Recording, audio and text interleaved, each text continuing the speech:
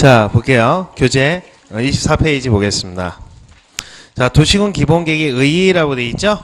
자, 거기서 지위라고 되어 있는데 특광 특특시군 24페이지예요. 24페이지 특광 특특시 군의 관할구역에 대하여 기본적인 공간구조와 장기 발전 방향을 제시하는 종합계획으로서, 그럼 어디서 보면 특광 특특시 군이죠. 도시군 관리계획의 지침, 나침판이 된다는 거예요. 그러니까 도시군 관리계획의 상위계획이라는 의미를 갖고요. 2번 도시군 기본계획의 성질이라고 되어 있는데 그 하나, 둘, 세 번째 줄에 대해서 행정쟁송의 대상이 될 수 있다, 없다? 없다. 광역 종합 기본이니까 일반 국민을 구속하는 계획이 아니니까 아까 말씀드렸고, 3번에 도시군 기본계획의 내용인데 내용을 묻는 문제는 출제가 되지 않아요. 왜? 종합계획이니까 이거저거 다 있겠지. 그 다음에 이제 예를 들어 토지를 갖다가 크게 세 수로 나눠요. 뭐 시가와 용지, 유보용지, 보존용지로 나눠서 어디를 개발할지 어디를 보존할지를 대략적으로 정해놔요. 그러면 이제 교재 25페이지 2번 도시군 기본계획의 수립권자 대상 지역이라고 되어 있죠. 1번 수립 대상 지역 및 수립권자가 있는데 수립권자 등 1번 특광 특특시 군수는 관할구에 대해서 수립하여야 한다, 하여야 한다 밑줄. 수립하죠. 그럼 양가로 이번에 수립의 생략이라고 되어 있죠. 그 반드시라는 부분이 이 부분이에요. 읽어볼게요. 시 또는 군의 위치, 인구의 규모, 인구의 감소율이라고 되어 있죠. 이 감소율이라는 단어에 한번 밑줄 그어보세요. 인구가 줄고 있다는 얘기예요. 증가율이 아니라. 그러니까 이렇게 인구가 줄게 되면은 어차피 추가적으로 아파트를 짓거나 사람들이 많이 몰리지 않을 테니까 굳이 뭡니까? 도시 발전 방향을 정하거나 하수도를 갖다가 또는 상수도를 갖다가 도로를 갖다가 더 만들 필요가 없다라는 거죠. 그래서 자, 거기 시 또는 군의 위치 감소율을 정해서 다음에 대통령이 정하는 시 또는 군은 도시군 기본계획을 수립하지 아니할 수 있다, 이렇게 되어 있죠. 그러면 1번에 보겠습니다. 자, 수도권 정비계획법에 따라서 수도권에 속하지 않고, 수도권은 서울, 경기, 인천이라는 뜻이에요. 서울, 경기, 인천은 언제든지 신도시 계획 발표에서 인구가 분산될 수 있으니까 계획을 짜놔야 되는 거고, 그 다음에 광역시나 경기를 같이 하는 경우에는 어떻게 된다? 광역시 인구가 전달될 수가 있잖아요. 그쵸? 위성도시로서 역할을 하니까. 그 다음에 그렇죠. 그래서 경기 같이 하는 시 또는 군으로서 인구가 10만 이하인 시군, 이렇게 되는 거예요. 이 세 가지 조건을 갖추면 뭐다? 안 짤 수 있다는 내용이에요. 됐죠? 그러면 두 번째 2번 같은 경우에는 김밥이라고 했어요. 김밥. 자, 지금 한번 보세요. 어떤 동네가 이렇게 돼 있어요. 이게 양산시고 여기가 김해시예요. 그러면 이제 이렇게 있는데 광역계획권이 이렇게 지정된 거예요. 그러면 광역계획이 이렇게 지정이 되면 양산 전부의 광역계획권이 지정이 되어 있죠. 제가 아까 이런 얘기를 한 적이 있어요. 상위계획과 하위계획이 충돌할 때는 상위계획이 우선한다, 이런 얘기 했죠. 그럼 상위계획에 맞게 하위계획을 취소 변경을 하면 된다라고 말씀을 드렸는데, 자, 이럴 때 담당 공무원 입장에서 한번 생각해 보세요. 이 전체가 광역계획권을 묶였죠. 그럼 광역도시계획을 짜야 될 거 아닙니까? 또 기본계획을 또 짜야 되는데 내용이 똑같은 내용이 돼버리는 거예요. 그러면 그냥 이 광역도시계획 하면서 기본계획의 내용을 포함시켜 버리면 굳이 주저할 필요가 없어요. 즉 김밥 안에다가 단무지 같은 거 넣게 되면 굳이 따로 뭡니까? 반찬을 쌀 필요가 없이 편리하게 하겠다는 얘기예요. 그러니까 비용이 이중으로 들어간 걸 세이브 해보겠다는 얘기죠. 2번 보세요. 관할구역 전부에 동그라미 치고요. 광역도시 수립되어 있는 시 또는 군으로서 라고 되어 있죠. 양산. 광역도시계획에 도시군 기본계획 내용이 모두 포함되어 있다면 결국 김밥 안에 반찬이 다 들어가 있다면 굳이 뭐한다? 따로 할 필요 없다, 이런 얘기죠.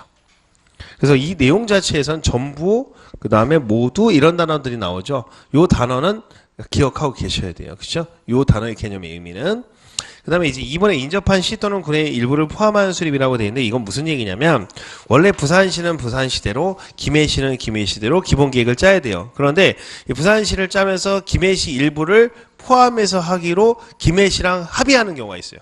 합의하였으면 해도 되는 거예요. 그래서 특광 특특시 군수는, 즉 부산시장은 필요하다고 인정되면 인접한 김해시에 대해서 전부 또는 일부를 포함해서 기본계획을 수립할 수가 있는데, 그럴 경우에는 맨 끝에 줄에 시장 군수와 뭐한다? 협의해야 된다, 이렇게 돼 있죠.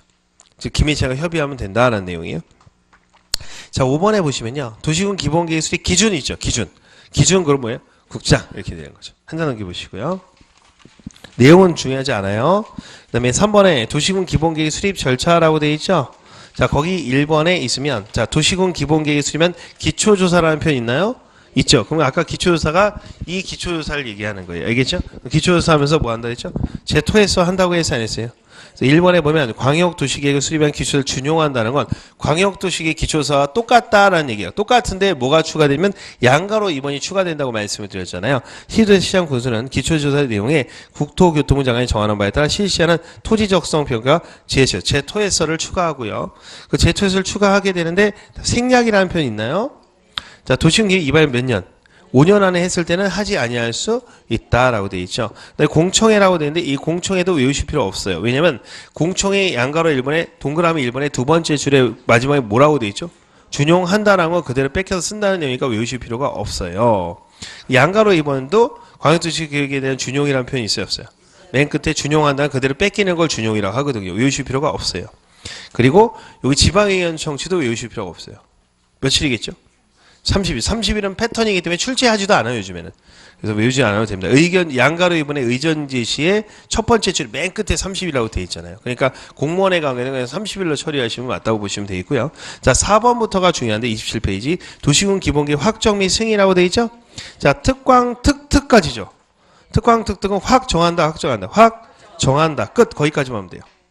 그러면 이제 한 장 넘겨보시고요.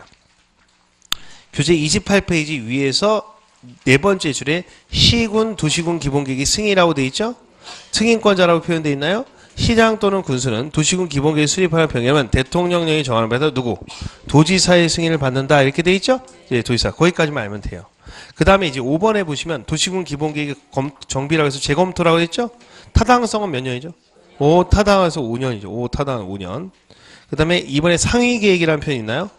예, 한번 읽어볼게요. 상위 반영. 특광특특시 군수는 도시군 기본계획 내용이 우선한 광역도시 내용 및 도시군 기본계획 우선한 국가 내용의 내용은 기본계획에 반영한다. 상위계획과 하위계획이 다를 때는 누가 우선한다? 상위 우선한다. 그렇게 표현하는 거예요. 크게 뭐 설명되는 건 없고요. 거기까지 나와 있고요. 그 다음에 이제 교재 29페이지 도시군 관리 계획으로 들어가는데요. 자, 먼저 이제 도시군 관리 계획의 내용은 제일 중요한 내용이죠. 중요한 내용인데 알아야 될 게 우리 프린트에서는 핵심 4에 대한 내용인데요. 요 내용을 가지고 이제 설명을 할 거고, 먼저 이제 도시군 관리 내용부터 먼저 볼 거예요. 보는데, 교과서에서는 이제, 내용 보겠습니다. 특광특특시 군의 개발 정비 및 보존을 위해서 수립하는 토지 이용, 교통, 환경, 경관, 산업, 정보통신, 보건복지, 안보분야에 대한 다음 강목의 계획을 말한다. 이렇게 돼 있죠. 교재 29페이지에. 그러면 이 내용은 도시군 관리계획의 내용의 요소들을 다 적어놓은 건데 이거 자체가 시험에 나와요. 다음 중 도시군 관리계획의 내용이 아닌 것은 이렇게 출제가 되니까 일단 잘 모르면 일단 머리 글자라도 외워놓고 가셔야 돼요. 알겠죠? 예, 나중에 설명할 거니까. 이제 5월달, 6월달 되면 여기에 대한 그 오답이 뭐가 나오는지까지 요약집에다 써드릴 거예요. 여기에 뭐가 나오니까 두 개를 외우면 그게 답이 나온다 이렇게 하는데 일단은 여러분들이 1번의 용도 지역이라고 되어 있죠.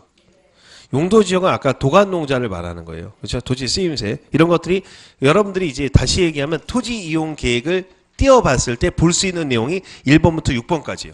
이게 쓰여져 있어요. 실제로. 왜? 구속적 계획이니까. 그래서 거기 잠깐 그 박스 밑에 성격이라고 되어 있죠.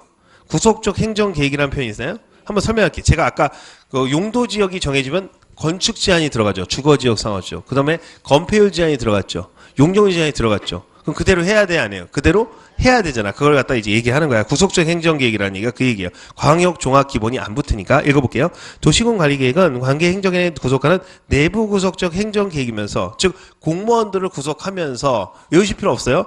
동시에 일반 국민을 구속하는 외부 구속적 행정계획. 그러니까 우리가 말하는 구속적 행정계획은 외부 구속적 행정계획을 말하는 국무원들이야, 우리 국민이야.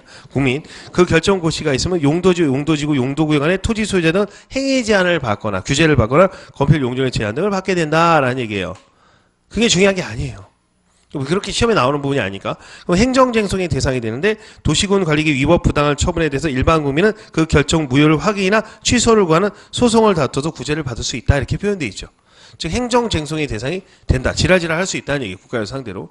그럼 이제 행정쟁송이라는 단어 아까 설명했었죠. 약간. 잠깐 설명을 해드리면 자, 행정쟁송이라는 단어가 나오면 이 행정쟁송이 과일이라고 한다면 이 행정쟁송 안에 그렇죠? 이의신청 행정심판 안 쓰셔도 돼요. 행정소송이라는 말이 있어요. 그러니까 다시 얘기하면 이게 과일이면 사과, 배, 감 이렇게 된다고.